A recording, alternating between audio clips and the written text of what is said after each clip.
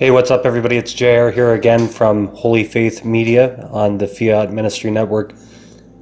There's some breaking news that it has come out. Another document was released by Archbishop Vigano, or Vigano, as I've heard other people say.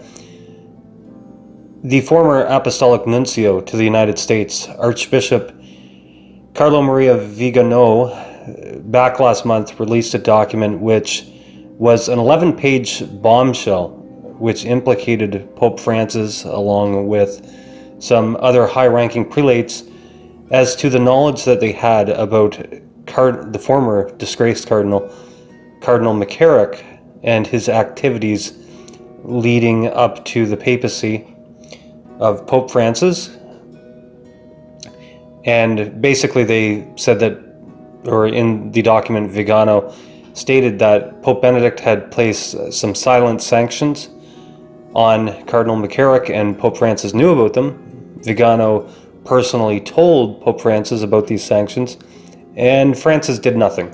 And Francis allowed McCarrick to take a high-ranking role, including a role in the relations and appointments of bishops all over the United States and even in China.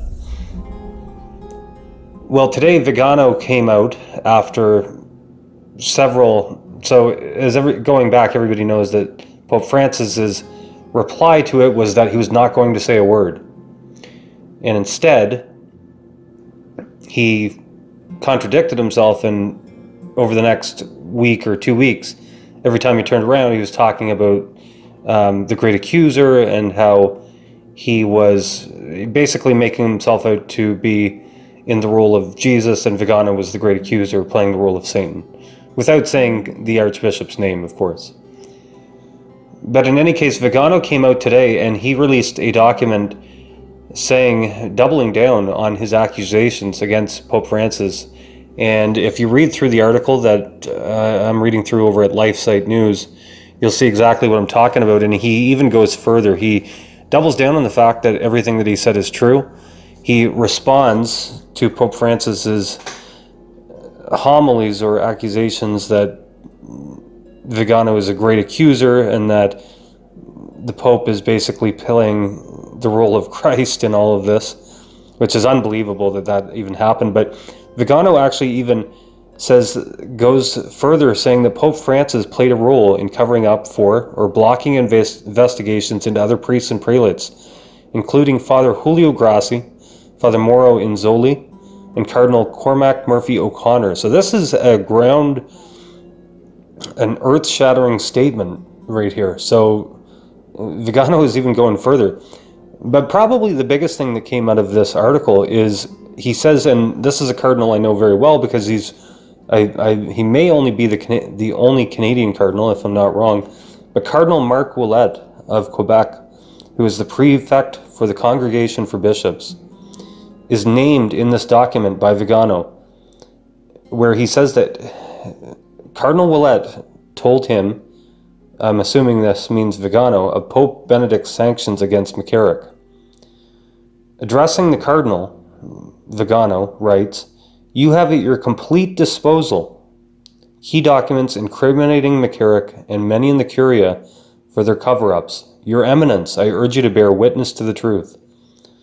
So Archbishop Vigano is calling out Cardinal Marc Ouellet, saying that Cardinal Marc Ouellet has some key documents at his disposal which incriminate McCarrick and many others in the Curia for their cover-ups. So this is going to be, Cardinal Marc Ouellet, who has always been a prominent cardinal, but is really going to be under the microscope now, because he's been called out by Vigano. I'm sure there's going to be a lot of people that are going to be very interested in what Cardinal Marc Ouellet knows about this. Looking back, so he restates with vigor his central charge that since at least June 23rd of 2013, the Pope knew from me how perverse and evil McCarrick was in his intentions and actions, and instead of taking the measures every good pastor would have taken, the Pope made McCarrick one of his principal agents in governing the Church, in regards to the United States, the Curia, and even China. as we are seeing these days with great concern and anxiety for that martyr church. In the letter, he also explains why he believes he had a duty to come forward, despite his oath, to keep the pontifical secret. And he adds, and this is a very good point for some of the papal altars out there, Cardinal Vigano says, the purpose of any secret, including the pontifical secret, is to protect the Church from her enemies, not to cover up and become complicit in crimes committed by some of her members. Going down further, so Vigano in this new four-page letter says, the silence of the pastors who could have provided a remedy and prevented new victims became increasingly indefensible, and is a devastating crime for the Church, he said. Well aware of the enormous consequences that my testimony could have, because what I was about to reveal involved the successor of Peter himself, I nonetheless chose to speak in order to protect the Church, and I declare with a clear conscience before God that my testimony is true. And at the end of the letter, Archbishop Vigano also encourages the faithful to never be despondent. So why don't you head on over to the article that I'm linking to below in the description at LifeSite News and read it for yourself. And underneath in their analysis of this document, they published the full four-page document from Archbishop Vigano if you want to read it yourself.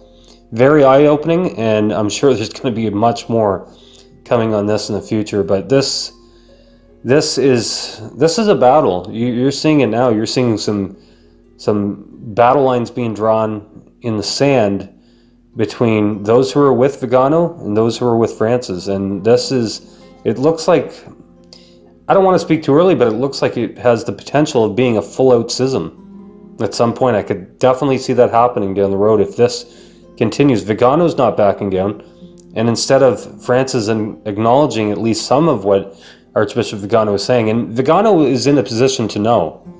I mean, we're not talking about, some sedevacantist bishop off in the Midwest United States. We're talking about a man who at one time was third in command in all of the Vatican. So this is a very big deal, and this could potentially lead to a full-out schism. More to come in the future on this subject and on the abuse crisis in general. That's all for now.